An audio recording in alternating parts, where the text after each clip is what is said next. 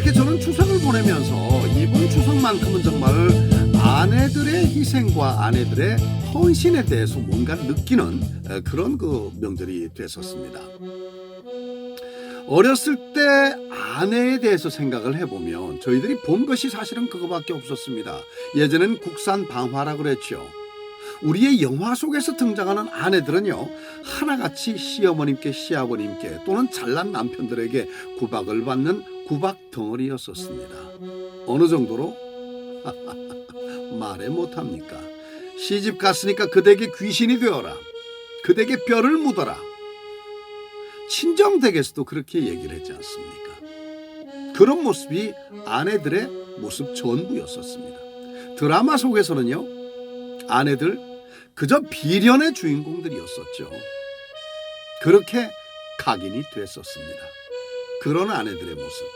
그런데 제가 자라면서 어느 만큼 생각을 해보고 급기야 지난 추석 때 여러 가지 생각을 하면서 무슨 생각을 하게 됐나 하면, 내가 갖고 있던 아내들에 관한 모든 생각들이 그 옛날에 남존여비라는 틀 속에 갇혀 있었던 사람들의 생각, 그 이상도 그 이하도 아니었다 라는 생각이 드는 겁니다. 그리고 지금의 아내들을 생각을 해보게 됐습니다. 지금의 아내들, 말씀 그대로 여권 신장이라는, 가사 노동이라는, 전업주부라는 이런 단어들이 일반적으로 사용이 될 만큼, 전혀 이상이 없는, 그렇게 일반적으로 사용이 될 만큼 말 그대로 여권이 신장이 돼 있었던 겁니다. 많이 달라졌죠. 바로 오늘의 노래, 하수영의 아내에게 바치는 노래가 발표되기 이전과 이후의 차이라는 것을 문화예술인의 한 사람으로서 당당하게 여러분께 소개하는 바입니다. 오늘의 노래, 아내에게 바치는 노래, 출발하죠. 젖은 손이 애처로워 살며시 잡아본 순간 거칠어진 손마디가 너무나도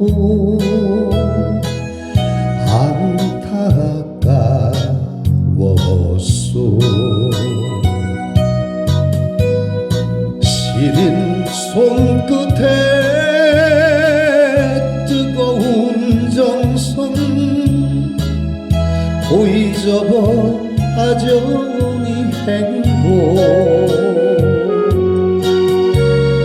이여민 옷깃에 스미는 바람 땀방울로 씻어온 나날들. 나는 다시 태어나도 당신만을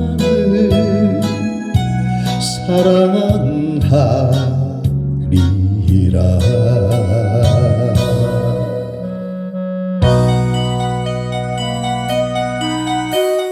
나는 다시 태어나도 당신만을 사랑하리라. 언제 이런 얘기를 해보겠냐고요? 언제? 그렇잖아요.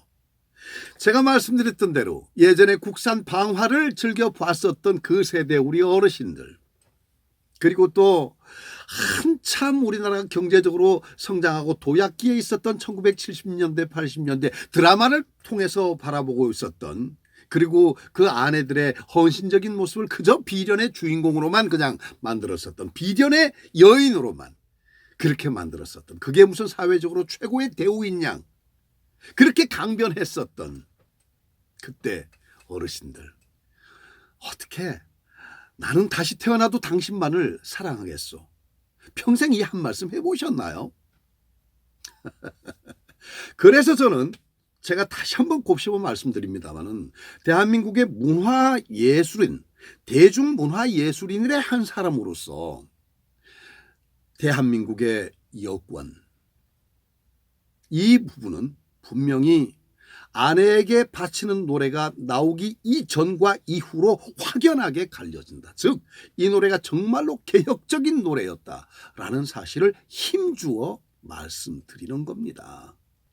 바로 그렇습니다. 그래서 여권 신장이라는 법률 용어, 사회적인 용어 다 필요 없습니다. 그 이전에 이미 아내에게 바치는 노래라는 이 한 곡의 노래로 일대 개혁적인 사고방식을 우리 모두에게 심어준 겁니다.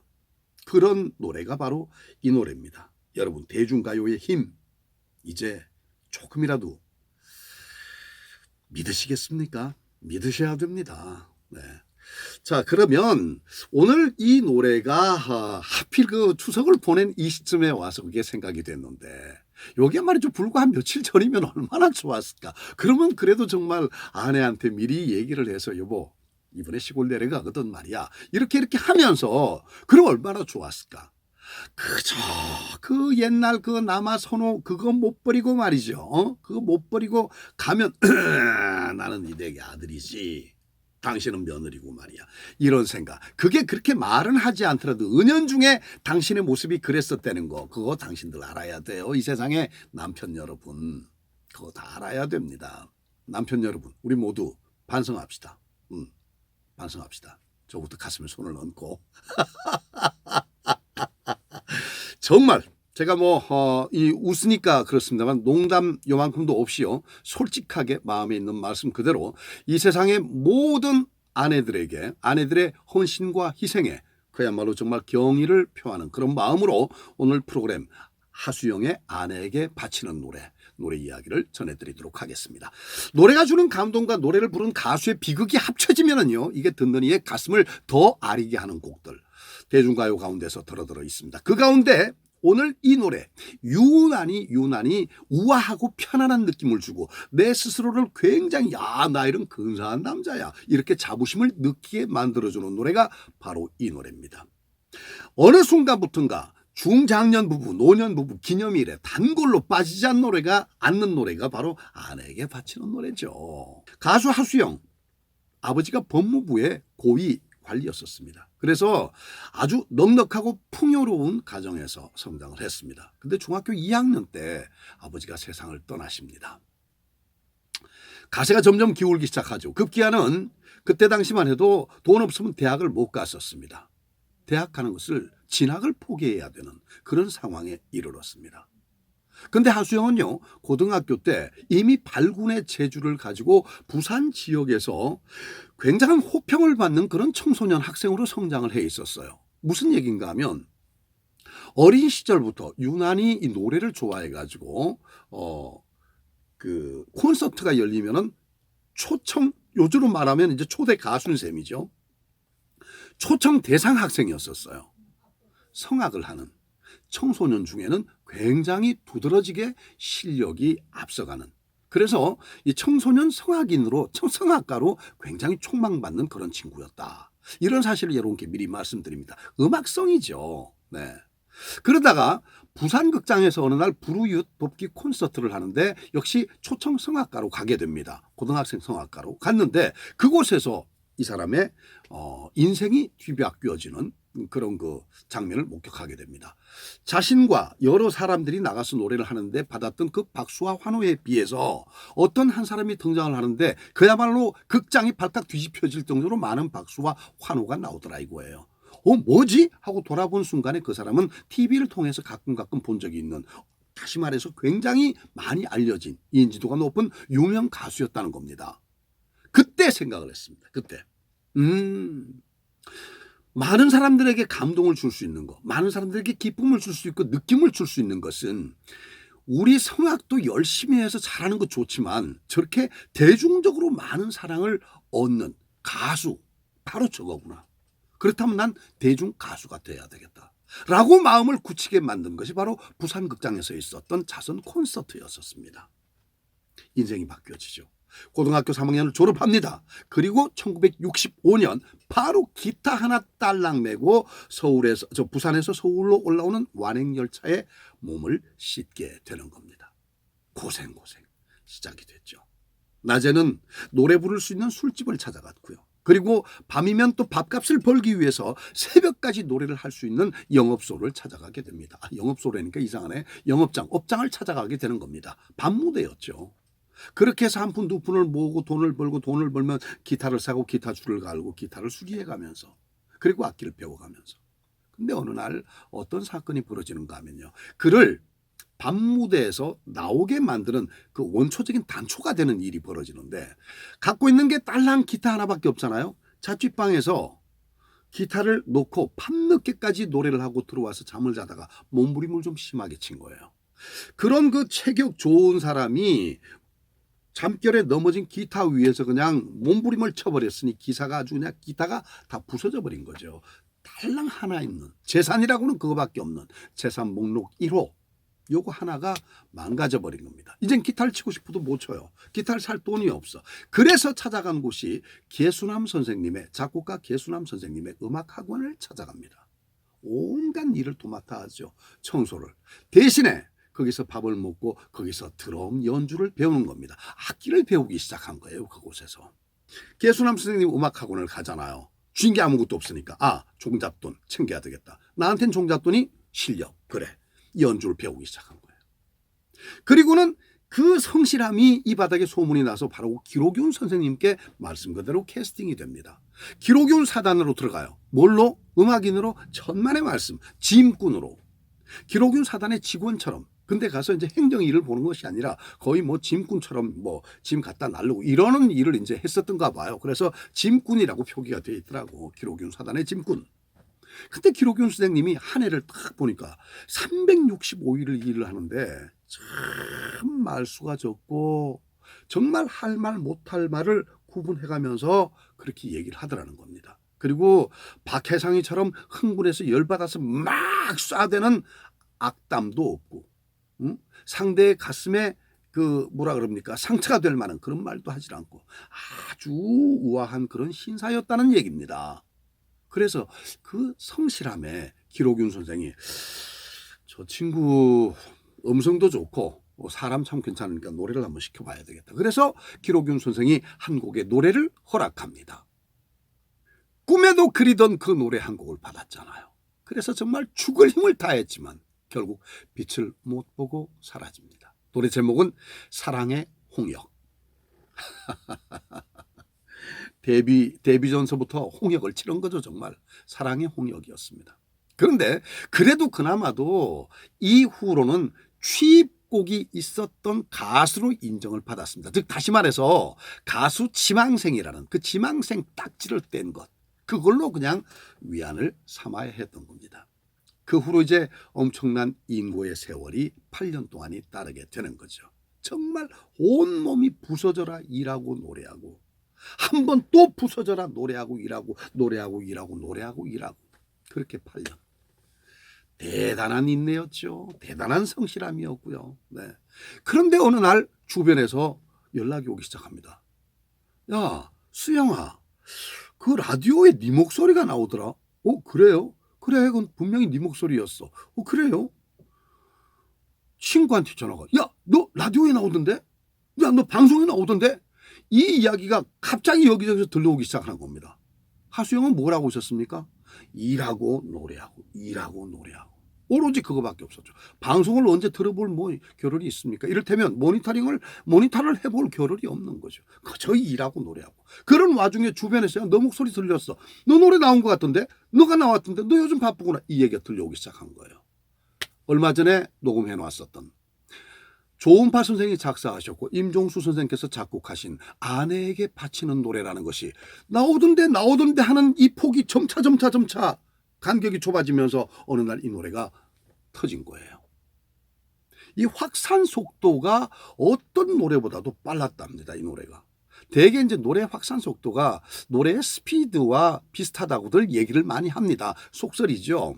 빠른 노래는 빨리 전파가 되고 느린 노래는 느리게 전파가 된다. 이런 얘기를 합니다. 그래서 우스갯소리로 가수 박정식 씨 같은 경우는 저와 대화를 하면서 우스갯소리로 그런 얘기를 해요. 무슨 얘기를 하는가 하면 천년바위라는 노래죠.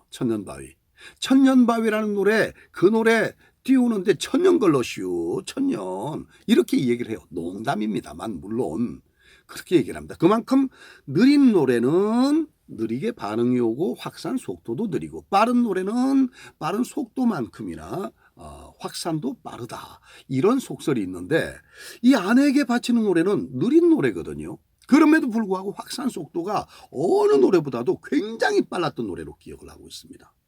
한순간에 그 노래가 1976년도 한 해 동안 완전히 잠식을 해버립니다.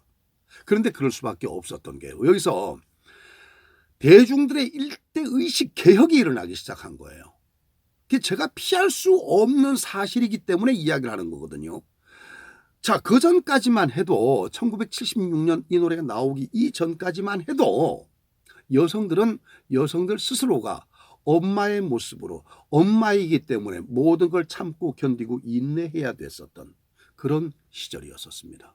아버지는 아버지였기 때문에 잘남 못남 다 감추고 그저 집안에서만이라도 굴림했어야 바보 소리를 듣지 않았던 바로 그런 시대였었습니다. 76년 이전이요. 하지만 이 노래가 나왔을 때 반응이 여러분 어땠는지 아십니까? 그때 가장 큰 반응이 바로 이거였었습니다. 세상의 아내들은요. 우리 남편이 이런 노래 한번 나한테 한번 불러줬으면 이런 반응. 그럼 남편들은 쓸데없는 소리 하고 있어. 이랬을 것 같아요. 천만의 말씀요. 남편들도 은연중에 참 우리 아내 참 고생 많이 하는데 참 이런 노래 정말 한번 못 불러주나 내가? 남편들도 이런 생각을 했어요. 결국에 그러면 표현하지 못했다는 것이 그 윗대 어른들 1976년도에 아내와 함께 알콩달콩 살아가던 그런 세대들의 윗대 아버지 어머니, 지금의 할아버지 할머니, 이 세대들의 눈총 속에서 아내한테 그렇게 여보 사랑해, 여보 고생했어 이 표현을 못하는 거예요. 엊그제 같은 명절날 여보, 당신 정말 고생했어. 응? 당신 없었으면 우리 차례상도 제대로 못 볼 뻔했잖아. 수고했어. 지금은 자연스러워요. 근데 그때 그런 말을 했었으면 아마 시아버지 시어머니 몇 배 더 아이고 아들이라가 하나 봤더니 꼴이 아이고 나 참 정말 꼴 불교 아마 이랬었을 거예요. 아마 그런 어르신들 세대가 있었고 이제 우리가 알아주는 세대가 있고 이 사이 세대 우리 아버지 엄마 세대들 얼마나 힘드셨겠습니까? 이분들이 생각을 한 거예요. 아유 난 참 내 집사람한테 내 수고한다고 고생한다고 그 말 한마디를 못했네. 이게 이제 후회가 되는 그런 때쯤에 그걸 말을 하고 싶은데 말로 표현을 할 수가 없는 사회 분위기. 요때 이 노래가 나온 거예요. 그러니까 어떻게 됩니까? 그저 그냥 맨정신에 못해도 한 장 걸치면 아내 손잡고 여보, 내가 알아. 나는 다시 태어나도 당신만을 사랑하리라. 이러면서 얼굴이 빨개져. 이런 시대가 도래했다는 얘기입니다. 그래서 저는 말씀드리는 겁니다. 그 이후로 시작을 해서 여권 신장이란 말이 정말로 여기저기서 나오기 시작한 거예요. 그 전에 여권 신장이라는 이 단어를 사실 그다지 많이 들어본 적이 없었다는 말씀. 그리고 또 가사 노동, 전업주부 이런 단어가 난 있었는지도 몰라. 그 70년대 초반경에 그런 단어가 있기나 했었나요? 전 들은 기억이 없어요. 그 이후로 모든 것들이 말 그대로 통용화됐고 대중화됐었습니다. 이 노래 이후로. 그럼 여러분 답이 나왔잖아요. 여권 신장의 가장 핵이 됐었던 사람의 의식개혁. 그 의식개혁이 어디부터 시작됐다고요? 대중문화예술의 한 분야인 가요 부분에서. 아내에게 바치는 노래가 대중들에게 사랑을 받으면서 이게 개혁이 의식되고 본격적으로 시작이 되었다. 여러분 제 말씀 맞습니까? 맞으면 박수 한번 쳐보세요. 박수. 맞다니까. 정말 맞다니까. 그래서 저는 대중문화 예술인으로서 정말 자부감을 느끼는 겁니다. 노래를 만들면서 노랫말 하나하나에 철학을 주입하고 신경을 쓰는 이유가 바로 그겁니다. 우리 시대의 정서를 그대로 관통을 하는 그런 곡들이기 때문에. 자, 아무튼 이런 그 결과를 현재 이런 정말 말 그대로 정말 동등한 서로가 서로의 인격체를 예우하고 존중해주는 이런 사회로 만들었다는 그 자부감 하나 때문에 저는 그 분위기를 일으켰던 것이 바로 이 노래다 하고 저는 정말 확신을 하고 있는 겁니다. 자, 그러면 이 노래가 이렇게 그만큼 일대 개혁운동이 일어날 만큼 이 노래가 많은 사랑을 받았으면 하수영 씨 돈도 많이 벌었겠네? 아, 당연하겠죠, 그럼. 네. 명예가 가는 곳에 돈이 따르는 법이었으니까. 근데 하수영 씨는요, 그 스타성을 완벽하게 겸비한 체격과 인물과 목소리, 정말 신이 내린 목소리였거든요. 그런 모든 걸 갖추었음에도 불구하고 그 스타로서 즐김은 2년을 못 갑니다. 왜? 교통사고를 당하죠. 무려 9달 동안을 병원에서 그 황금 시기, 최고의 인기 탑, 그 황금 시기 9달을 병원에서 지내게 돼요. 참 운이 없어도 어떻게 이렇게 운이 없어. 그리고 병원에서 퇴원을 해가지고 어떻게 합니까? 다시 우뚝 서기 위해서 재기. 그런데 또다시 이상한 보도가 나와요. 하수영 업체가 부도를 맞고, 하수영 씨가 작은 업체를 경영하고 있었는데 부도를 맞고 사업 실패하면서 뇌졸중인가요? 쓰러졌다는 보도가 나온 겁니다. 이게 웬 날벼락입니까? 이게 웬 날벼락이 젊은 나이에. 네? 그러고 생각을 했죠. 곧 나오겠네. 그럼 곧 나오겠네. 나오면 다시 시작을 하겠네. 왜? 하수영 씨가 또 창작 욕구가 대단했거든요. 몇 곡의 노래도 작곡을 한 걸로 알고 있습니다. 그래서 하수영 씨가 곧 나오겠구나. 뭐 국제가요제에 나와서 길이란 노래를 또 직접 창작을 해서 부르기도 했었고, 그 후에 또 윤정아라는 가수의 그 찬비라는 노래, 이 노래는 여러분들도 아실걸요. 거리에 찬바람 불어오더니, 이 노래. 가라 가라 아주 가라 했네. 이 노래도 하수영 씨가 작사 작곡한 노래예요. 이렇게 노래들을 만들 줄도 알았고 부를 줄도 알았고 그런 충분한 실력을 갖고 있었기 때문에 금방 다시 돌아오겠거니 생각을 했는데, 정말 마른 하늘에 날벼락 같은 소식이 전해지죠. 그게 바로 1월 1일이었습니다. 1982년 1월 1일. 하수영이 우리 곁을 영원히 떠났다는 보도가 나온 겁니다. 그동안 입원해 있었던 부산 백병원에서 산소 호흡기를 입에 문 채로 영원히 우리들 곁을 떠났다고 합니다. 자, 하수영 씨가 아내가 있었다면 그 아내는 그나마 한순간은 행복했었을까요? 아닙니다. 하수영 씨는요, 결혼을 하지 않았습니다. 그가 두고 간 가족은 오로지 생전에 늘 입버릇처럼 얘기하던 칠순을 맞으신 홀어머니였습니다. 그 딱 한 분. 그 홀어머니가 아들이 앞서가는 마지막까지를 보고 있었습니다. 얼마나 가슴이 아팠겠습니까? 그리고 그 하수영과의 이별이, 영영 이별이 너무나 서러워서 넋을 놓고 흐느낀 주변 인물이 한 사람 있습니다. 미스 킴이라고 했습니다. 그런데 마지막 하수영이 영안실로 떠나면서 소리 없이 흔적 없이 자취를 감춥니다. 미스 킴이라는 세 글자만 남겨놓은 채 어느 누구도 아는 사람이 없습니다. 그는 하수영의 어떤 사람이었을까요? 자, 여러분, 이 모든 것들이 너무나 안타깝게 가슴을 적셔옵니다. 오직 성실하기만 했던, 그를 추모하면서 부드러운 음성으로 세상의 아내들을 다시 한번 되돌아보게 만들었었던 그런 남자, 상남자 하수영을 그리면서 함께 노래를 불러보도록 하겠습니다. 1948년 출생, 1982년 1월 1일 사망. 조은파 선생님께서 작사를 하셨고 임종수 선생님께서 작곡을 하셨습니다.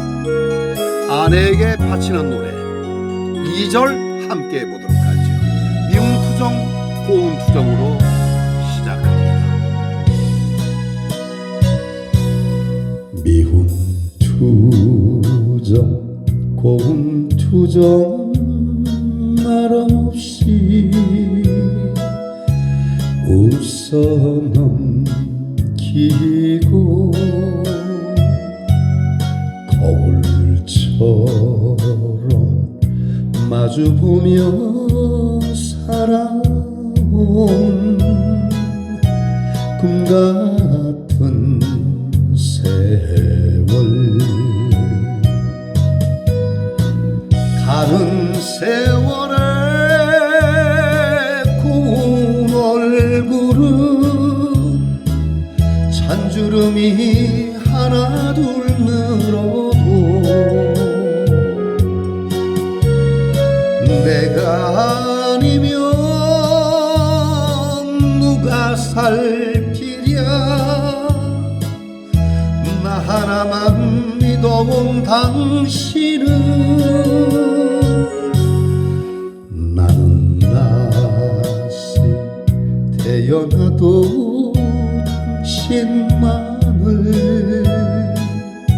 사랑